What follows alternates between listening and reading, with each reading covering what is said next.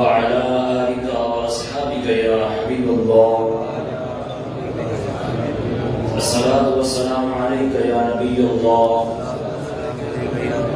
وعلى آلك وأصحابك يا نور الله. نبی عالم نور مجسم شاہ بنی آدم رسول محتشم صلی اللہ علیہ وآلہ وسلم کا فرمان عالی شان ہے، جس شخص نے مجھ پر دن بھر میں 1000 مرتبہ درود پاک پڑھا وہ مرے گا نہیں اس وقت تک کہ جس وقت تک جنت میں اپنا ٹھکانہ نہ دیکھ لے. آئیے مل کر درود و سلام کی صدا بلند کرتے ہیں. الصلاۃ والسلام علیک یا رسول اللہ وعلی آلک واصحابک یا حبیب اللہ. الصلاۃ والسلام علیک یا نبی اللہ وعلی آلک واصحابک یا نور اللہ. نویت سنت الاعتکاف. اللہ پاک کا کروڑ احسان شکر کہ اس نے ایک مرتبہ پھر ہمیں شب برات کی عظیم سعادت سے نوازا ہے. یاد رکھیے رب ذوالجلال کا کرم ہے کہ امت کی بخشش کے لیے کبھی شب برات ہے، کبھی شب معراج ہے، کبھی شب قدر ہے، کبھی رمضان مبارک کی ہر ساعت ہے. یہ رب کا کرم ہے، محبوب مصطفیٰ صلی اللہ علیہ وسلم کی نظر عنایت ہے. آج شعبان معظم کی 15ویں رات یعنی شب برات بہت برکتوں والی، عظمتوں والی، بلائیوں والی. آج کی رات دعائیں قبول ہوتی ہیں، روزی تقسیم ہوتی ہے. سال بھر کے رزق کا آج کی رات فیصلہ ہوتا ہے. حدیث پاک میں ہے کہ جب شعبان کی 15ویں رات آئے تو اس رات قیام کرو یعنی عبادت کرو، دن کو روزہ رکھو. بے شک اس رات غروب آفتاب ہوتے ہی اللہ پاک اپنی شاہ نشان آسمان دنیا پر تجلی فرماتا ہے. تجلی فرمانے کے بعد ارشاد فرماتا ہے الا من مستغفر لی فاغفر له، کہ ہے کوئی مجھ سے مغفرت مانگنے والا اس کو معاف کیا جائے. الا مسترزق فَأَرْزُقَهُ، ہے کوئی رزق مانگنے والا اسے رزق عطا کروں.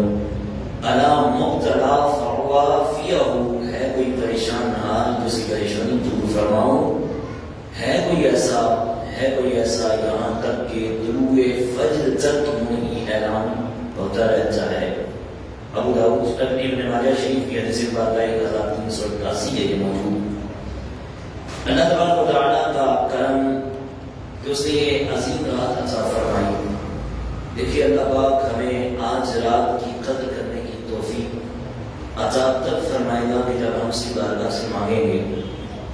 اللہ پاک وہ کریم رب ہے، وہ رحیم رب ہے، وہ ستار رب ہے، وہ غفار رب ہے، وہ مالک الملک رب ہے، وہ احکم الحاکمین رب ہے.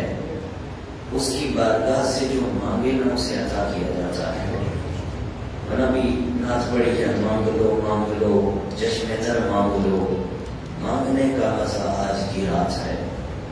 اللہ کریم وہ کریم رب ہے کہ جس کی بارگاہ سے جتنی مرتبہ مانگا جائے رب ذوالجلال اتنا ہی زیادہ عطا فرماتا ہے. اور پھر اس رب کریم کی بارگاہ سے جب مانگا جائے نا تو یوں نہ مانگا جائے صرف یہ مجھے عطا ہو جائے، بلکہ یوں مانگا جائے یا اللہ تو اپنی شایان شان مجھے نیکیاں عطا فرما، اپنی شایان شان مجھے رزق عطا فرما، اپنی شایان شان میری مغفرت فرما، کیونکہ آج کی رات مغفرت کے پیمانے ملتے ہیں. پیارے آقا صلی اللہ علیہ وسلم کا فرمان کا مفہوم ہے کہ بنی کلب کی بکریوں کے بالوں کی تعداد سکھ کے برابر، بکریوں کے بالوں کے تعداد کے برابر گناہ گاروں کو جہنم سے آزاد کر دیا جاتا ہے.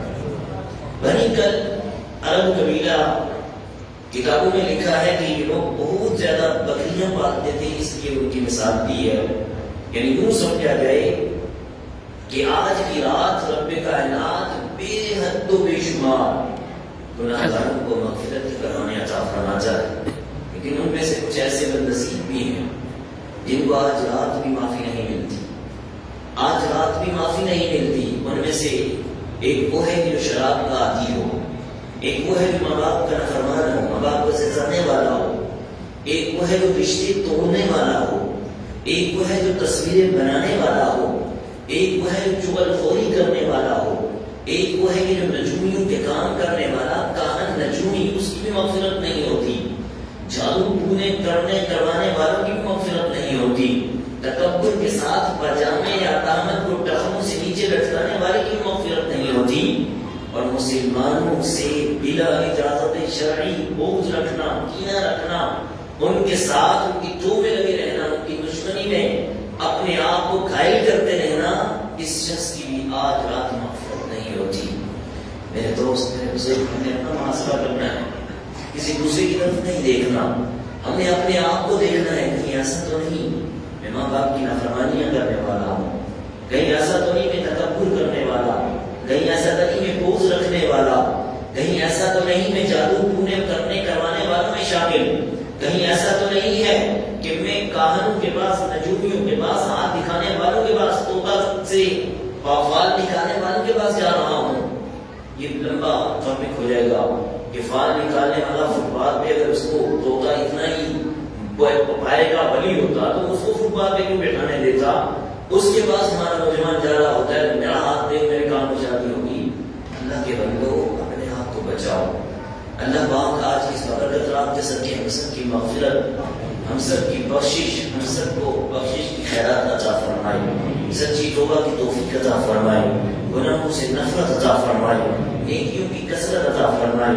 اللہ پاک اور اس کے پیارے حبیب صلی اللہ علیہ وسلم کی رضا آج کی رات ہم سب کو نصیب ہو جائے، یہ سب سے بڑی سعادت ہے۔ آئیے عبرتناک واقعہ سنتے ہیں۔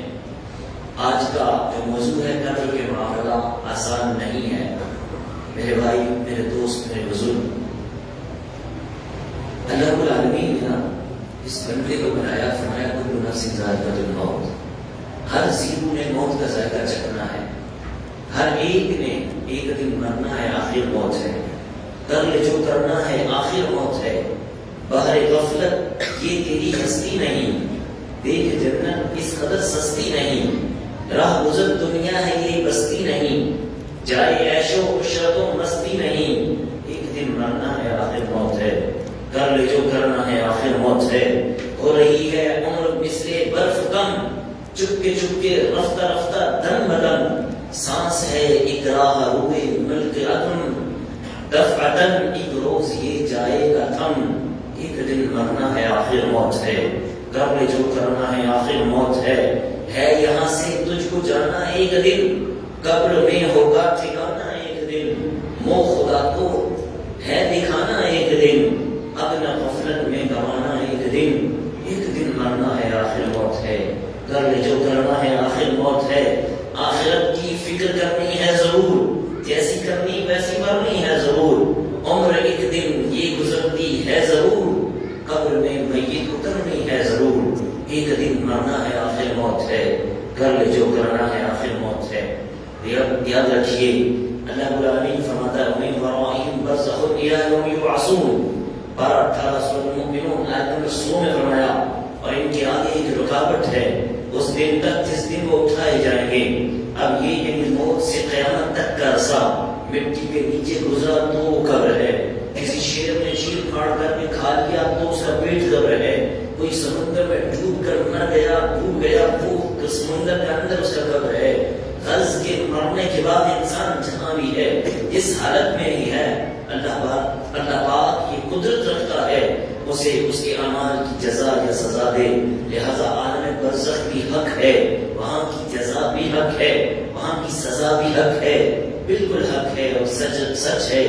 آخرت کی فکر کرنی ہے ضرور، جیسی کرنی ویسی کرنی ہے ضرور، عمر ایک دن یہ گزرنی ہے ضرور، قبر میں میت اترنی ہے ضرور۔ ایک بادشاہ تھا نا، اس نے جب قبر کے حالات پڑھے، اس نے اپنے بچوں سے نصیحت کی کہ بیٹا مجھے آپ نے قبر کے اندر نہیں ڈالنا، ایک صندوق بناؤ، لوہے کا صندوق بناؤ، اس صندوق کے اندر مجھے آپ نے رکھ دینا ہے اور رکھ کر اپنے گھر کی چھت کے اوپر مجھے لٹکا دینا ہے، بچوں نے وصیت پر عمل کرتے ہوئے اسی طرح کیا ہے. جب وہ مر گیا، مرنے کے بعد اس کو اسی طرح صندوق کا لوہے کا صندوق بنایا، اس کے اندر پھر ایک صندوق رکھا. ان دونوں صندوقوں کو تالا کے اندر اس لاش کی باڈی کو رکھ کر اب تالا لگا کر اس کو لٹکا دیا. پہلی رات آتی ہے، اب قبر میں تو یہ ہے نہیں. اس نے کیا تصور کیا تھا کہ قبر میں اتروں گا نہیں، قبر کے کیڑے مکوڑے نہیں ہوں گے، برزخ کے منزل نہیں ہوگی، برزخ کے تمام معاملات نہیں ہوں گے. اس کو جب وہاں پر لٹکا دیا گیا، رات جیسی ہوتی ہے، چیخو پکار کی آواز اس کے اس تابوت سے آنا شروع ہو جاتی ہے. بچے گھبراتے ہوئے آتے ہیں، اس کے تابوت کو کھولتے ہیں. جب کھول کر دیکھا کب وہ تابوت جو لوہے کا تھا، ادھر ادھر سے کوئی سوراخ، ہوا تک بھی داخل ہونے کا سوراخ نہیں تھا. جیسا ہی کھولا، دیکھ کر ششتر رہ گئے، حیران رہ گئے کہ دیکھا کہ اس کے اندر ایک اژدہا بیٹھا ہوا ہے، اس کے سینے پر بیٹھ کر اس کی گالوں کو کھا رہا ہے. ان بچوں نے اس اژدہا کو نکال کر اس کو مار دیا جاتا ہے. رات ایسی کیسی کر کے انہیں اس طرح رات گزار دیتے ہیں. دوسری رات آتی ہے، اب صندوق دوبارہ بند ہو گیا. دوسری رات آ گئی، انہوں نے پھر اسی طرح صندوق کو بند کر کے رات کو جیسا ہی رات کا پہلا پہر آتا ہے، پھر دوبارہ اسے کی طرح چیخو پکار شروع ہو جاتی ہے. جیسی چیخو پکار کی آواز آئی، بچوں نے دوبارہ جا کر اس کے تابوت کو کھولا. اب کھول کر دوبارہ وہ حیران ہو گئے. اب کل سے بڑا کئی گنا زیادہ بڑا اژدہا بیٹھا ہوا ہے، اب تو پوری باڈی کو گھیر کر بیٹھا ہوا ہے، اسی طرح اس کے کھالوں کو کھا رہا ہے. اب بچوں نے دوبارہ اس سانپ کو نکالا، جیسا سانپ کو نکالا اس کو مار دیا. اب رات گزر جاتی ہے، تیسری رات آتی ہے، اسی طرح رات گزر گئی، تیسری رات آئی. اب دیکھا کہ چیخو پکار دوبارہ شروع ہو گئی. میرے دوست، میرے بزرگ، اب کیا ہوتا ہے؟ اب بچوں نے جیسا ہی اس تابوت کو کھولا، پہلے صندوق کو کھولا، دوسرے کو بھی کھولا. اب حیران رہ گئے کہ پہلے تو سانپوں کا عذاب ہوتا تھا، اب کی بار ساری ڈیڈ باڈی کو آگ نے گھیرا ہوا ہے. اب ایسے کیسے کر کے اس کو زمین کا گڑا کھودتے ہیں، اس گڑے کے اندر ڈال دیتے ہیں. تو پتہ چلا برزخ کے جو مناظر ہوں گے، وہ جہاں بھی بندہ ہوگا وہاں اس کے برزخ کے مناظر شروع ہو جائیں گے. عالم برزخ میں ہمیں قیامت تک رہنا ہے، وہاں ایک کا ٹھکانہ ہے. اس دنیا میں کیے ہوئے اعمال کے مطابق ہوگا. جو اس دنیا میں نیک ہوگا اسے برزخ کی زندگی عزت، رسپیکٹ والی، عظمت والی، سکون والی، راحت والی ملے گی. اور جو اس دنیا میں گناہگار ہوگا، نمازیں قضا کرنے والا ہوگا، رمضان مبارک کے روزے چھوڑنے والا ہوگا، ماں باپ کو ستانے والا ہوگا، مسلمان کو تکلیف پہنچانے والا ہوگا، داڑھی منڈانے والا ہوگا، سودی لین دین کرنے والا ہوگا، فروخت میں ڈنڈی مارنے والا ہوگا، برزخ کی زندگی میں اس کا حال بہت برا ہوگا. اگر اللہ پاک کی رحمت سے محروم رہ گئے تو قبر میں آگ بھی بڑھ جائے گی، سانپ بچھو بھی ڈھیرے جما لیں گے، ہمارا یہ خوبصورت جسم کیڑے مکوڑوں کی غذا بن جائے گا. اللہ پاک قرآن مجید میں کیا فرماتا ہے؟ وَمَنْ أَعْرَضَ عَنْ ذِكْرِي فَإِنَّ لَهُ مَعِيشَةً ضَنْكًا. اور جس نے میرے ذکر سے منہ پھیرا تو بے شک اس کے لیے تنگ زندگی ہے. صحابی رسول حضرت عبداللہ بن مسعود رضی اللہ تعالیٰ فرماتے ہیں، فرماتے کیا ہے؟ اس آیت مبارکہ سے تنگ زندگی سے مراد کیا ہے؟ قبر کا عذاب مراد ہے. یعنی جو اس دنیا میں گنہگار ہے، اللہ پاک کے ذکر سے منہ پھیرنے والا ہے، قرآن و سنت سے انحراف کرنے والا ہے، نیک کام نہیں کرنے والا، نماز روزے سے منہ پھیرنے والا ہے، لوگوں کو تنگ کرنے والا ہے، غیبتیں کرنے والا ہے، چغلیاں کرنے والا ہے، مکاریاں کرنے والا ہے، چوریاں کرنے والا ہے. حضرت عبداللہ بن مسعود فرماتے ہیں اللہ پاک اس کی قبر کو تنگ کر دے گا. پہلی ہی منزل اس کی برزخ کی پہلی ہی منزل، آخرت کی پہلی منزل قبر ہے. اگر قبر کی تنگی آ گئی، قبر میں تکلیف آ گئی، اب اس کی ساری منزل آخرت تنگی اور تکلیف والی ہوگی. صحابی رسول حضرت ابو ہریرہ رضی اللہ تعالیٰ عنہ فرماتے ہیں ایک دن نبیوں کے نبی رسول ہاشمی امام الانبیاء حسنین کے نانا جان صلی اللہ علیہ وسلم نے آیت کریمہ پڑھی، ومن اعرض عن ذکری فإن له معیشة ضنکا. فرمایا جس نے میرے ذکر سے اعراض کیا، جس نے میرے ذکر سے منہ پھیرا، بے شک اس کے لیے تنگ زندگی ہے. پھر فرمایا کیا تم جانتے ہو تنگ زندگی کیا ہے؟ صحابہ کرام رضوان نے عرض کیا اللہ ورسولہ اعلم، یعنی اللہ اور اس کا رسول صلی اللہ علیہ وسلم عز و جل ہی بہتر جانتے ہیں. فرمایا اس سے مراد قبر کا عذاب ہے. جو کافروں کو دیا جائے گا، اس ذات کی قسم جس کے قبضے قدرت میں محمد صلی اللہ علیہ وسلم کی جان ہے، میری جان ہے، قبر میں غیر مسلم پر 99 تنین مسلط کیے جائیں گے۔ پوچھا گیا یا رسول اللہ وہ تنین کیا ہے؟ وہ 99 تنین کیا ہے؟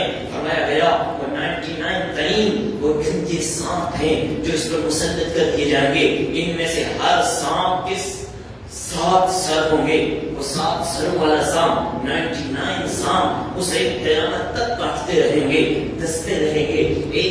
جب ایک مرتبہ کاٹا جائے گا 70,000 گز زمین کے اندر یہ بندہ چلا جائے گا۔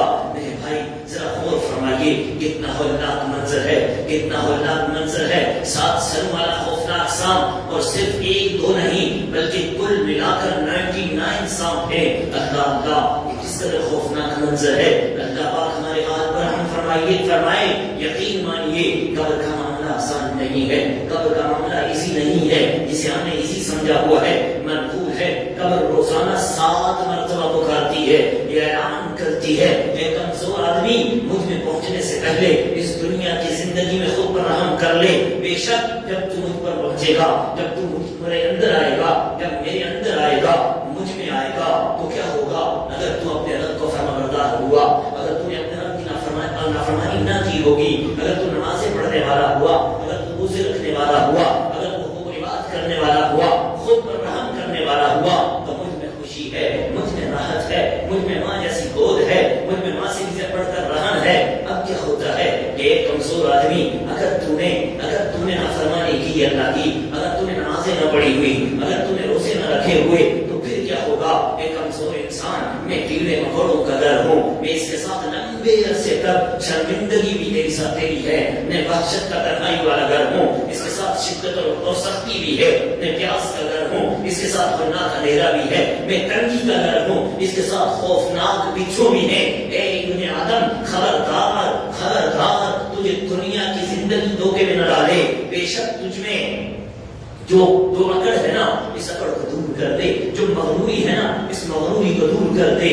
بے شک تجھے مجھ میں آنا ہے، میں آخرت کی منزلوں میں سے پہلی منزل ہوں۔ اگر تو نے مجھ سے نجات پالی تو خوفناک مراحل جتنے بھی ہیں ان سارے مراحلوں سے تجھے نجات پا دے گا۔ اے ابن آدم، میں غضب کا مقام ہوں، میں کسی جوان کی جوانی پر، کسی چھوٹے کے چھوٹے ہونے پر، کسی بوڑھے کے بڑھاپے پر رحم نہیں کرتی، ہاں میں اس پر رحم کرتی ہوں جو خود اپنے آپ پر رحم کرے۔ پوچھا جاتا ہے اے قبر ذرا بتا تو صحیح اپنے آپ پر رحم کیا ہے، اپنے آپ پر رحم کیا ہے؟ اپنے آپ پر رحم یہ ہے کہ تو نمازیں پڑھنے والا بن جا، اپنے آپ پر رحم یہ ہے تو تلاوت کرنے والا بن جا، اپنے آپ پر رحم کیا ہے تو اپنے پڑوسیوں کے حقوق کو ادا کرنے والا بن جا، اپنے آپ پر رحم کیا ہے حقوق العباد کا کو تلف نہ کرنے والا ہو جا۔ قبر روزانہ یہ کرتی ہے پکار، مجھ میں ہیں کیڑے مکوڑے بے شمار، یاد رکھ میں اندھیری کوٹھڑی، تجھ کو ہوگی مجھ میں سن وحشت بڑی، میرے اندر تو اکیلا آئے گا،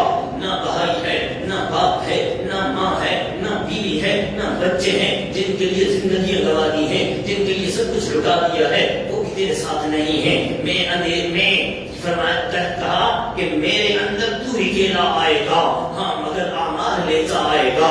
وہ اندھیری قبر میں جب جائے گا، بے عمل بے انتہا قبر آئے گا، جب تیرے ساتھی تجھے چھوڑ رہیں گے، قبر میں کیڑے تجھے کھا جائیں گے، قبر میں تیرا کفن پھٹ جائے گا، یاد رکھ نازک بدن پھٹ جائے گا، تیرا ایک بال تک جڑ جائے گا، خوبصورت جسم سڑ جائے گا۔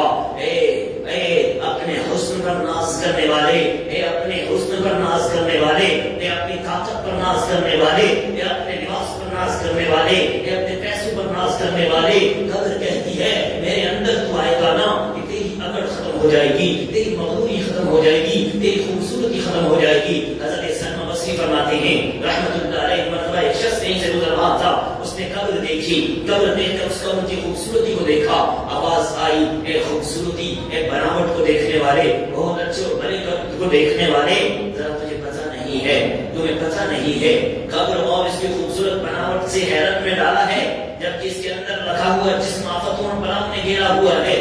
مردوں سے اس کا حال پوچھ، وہ تمہیں بتائیں گے کہ ان کی عزت اور شوکت کہاں چلی گئی۔ میرے دوست میرے بزرگ، یہ حقیقت ہے، اوپر سے قبر کو کیسا ہی خوبصورت بنا لیا جائے مگر اس کے اندر کا حال وہی جان سکتا ہے جو اس کے اندر موجود موجود ہوتا ہے، جو اس کے اندر موجود ہوتا ہے، جو اس کے اندر موجود ہوتا ہے۔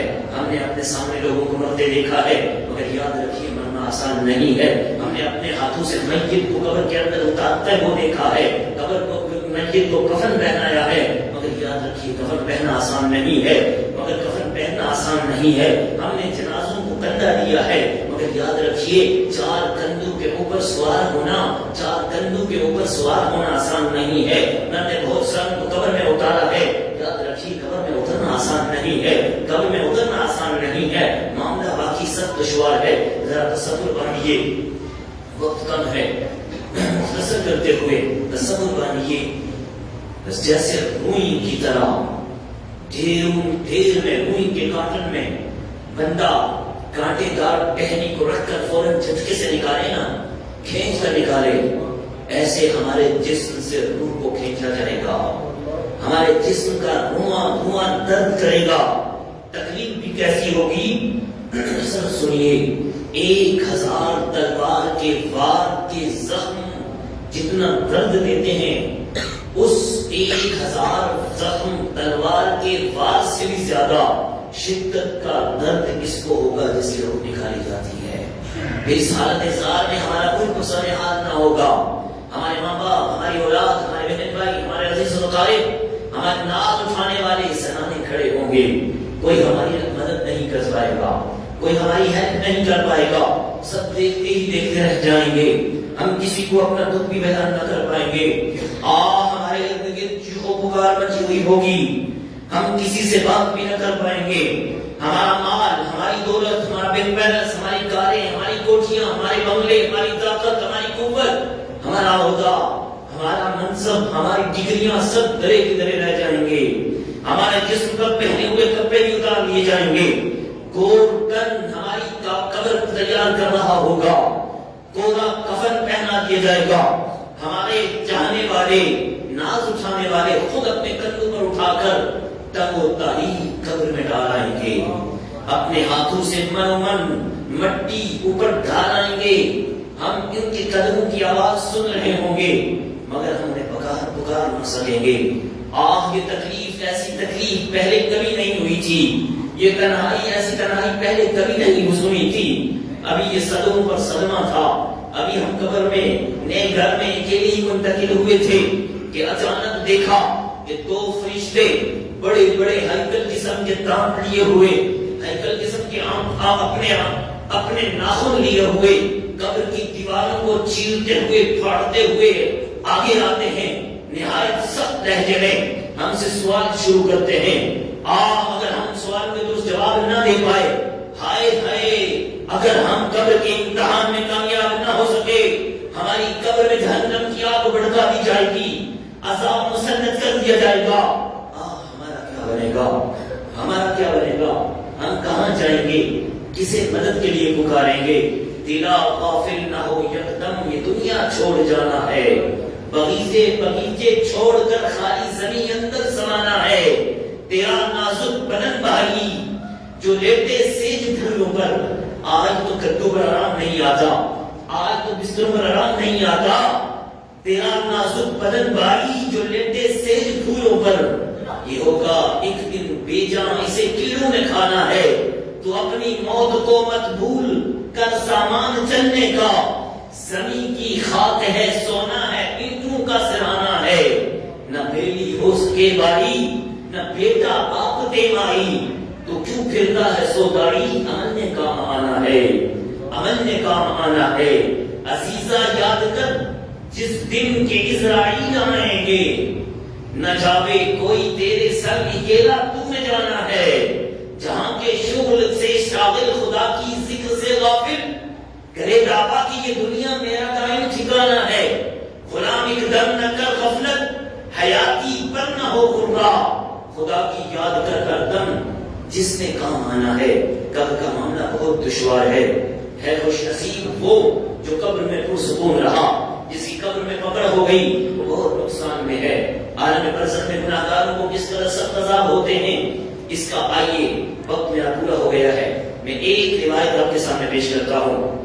مولا کائنات خلیفۃ المسلمین، مسلمانوں کے چوتھے خلیفہ حضرت علی کرم اللہ علیہ بیان کرتے ہیں، حضور جانے صلی اللہ علیہ وسلم ایک دن نماز فجر پڑھا کر ہماری طرف متوجہ ہوئے.